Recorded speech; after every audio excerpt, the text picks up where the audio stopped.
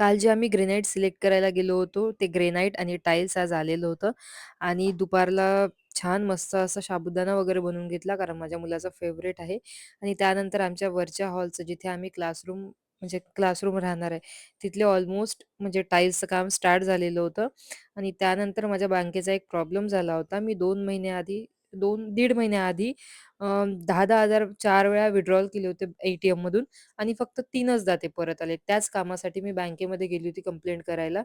आता तिथे गेल्यानंतर बँकेचं काम म्हटलं तर जिथे आपल्याला 10 मिनिटाचं काम असते, तिथे 2 तास लागतात.